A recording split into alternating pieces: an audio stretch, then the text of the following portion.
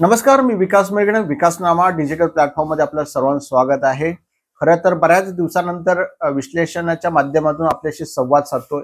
खरं तर मी साम टीव्हीला नवी मुंबई, मुंबई या दोन्ही ठिकाणी मला रिपोर्टिंग करावं लागतं. त्यामुळे कर्जतकरांशी संवाद फार कमी प्रमाणात करताना आपल्याला दिसून येत आहे. त्यामुळे याच अनुषंगाने आपण चर्चा करतोय. काही दिवसापूर्वी अनंत चतुर्थी दिवशी पोलिसांनी, देवाभाऊच्या पोलिसांनी मारहाण केली होती. तोही प्रकरण होतं. त्यामुळे संवाद आपला कुठेतरी तुटला गेला होता. अनेकांचे फोन आले, विकासनामावर काही येते की नाही असा प्रश्न निर्माण झाला. मी म्हटलं आज दोन घडामोडी आहेत, त्यानुसार आज विश्लेषण करण्याचा प्रयत्न करूया. एक, आपण अजित पवारांच्या गटाच्या राष्ट्रवादी संदर्भामध्ये आपण बोलूया. मुळामध्ये काही दिवसापूर्वी सुनील तटकरे यांच्या उपस्थितीमध्ये भावी आमदार, भावी खासदार यांचा पक्ष प्रवेश झालेला आहे. भावी खासदार कोण होते, भावी आमदार कोण होते हे कर्जतकरांना माहित आहे. त्यामुळे नावाचा उल्लेख करणं अपेक्षित नाहीये.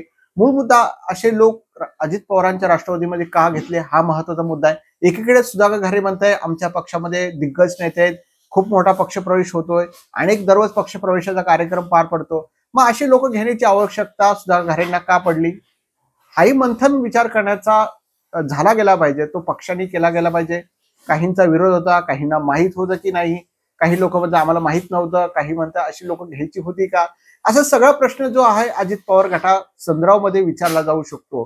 त्यामुळे ज्यांच्यावर आरोप आहे, जे फसवले जातात, अशा लोकांना पक्षामध्ये घेऊन पक्षाची बदनामी करण्याचं काम पक्षातलेच नेते जर करत असतील हे दुर्दैवी आहे. राजकारण करत असताना प्रामाणिकपणा, जे लोक समाजासाठी चांगले आहेत, भविष्यात कर्जतकरांसाठी जे दूरदृष्टी नेते असे पक्षामध्ये घेणं आवश्यक आहे.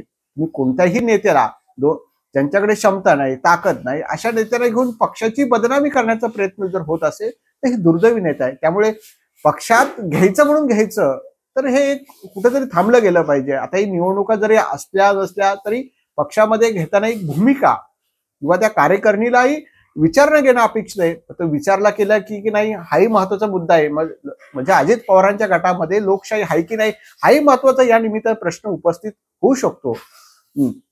त्यांच्या अध्यक्षा होत्या रंजना डोळे, सध्या आहेत त्या रंजना डोळे.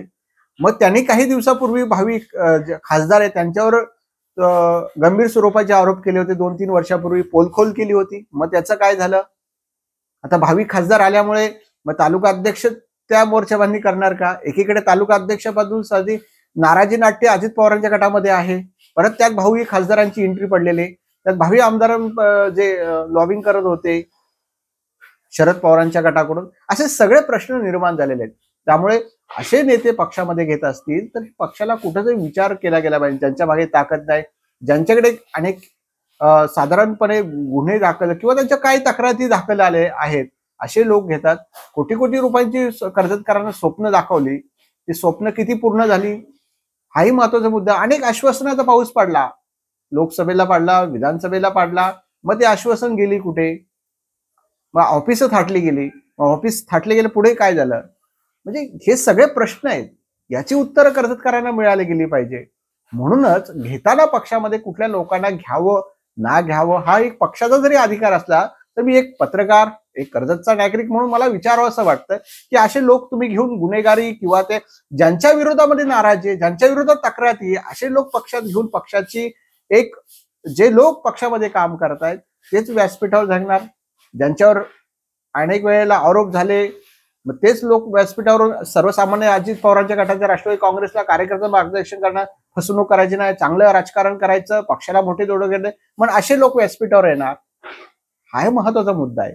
म्हणूनच की अजित पवार गटाला अशी काय वेळ आली की असे लोक, असे नेते, पदाधिकारी घेण्याची वेळ आली, हाही महत्वाचं आहे.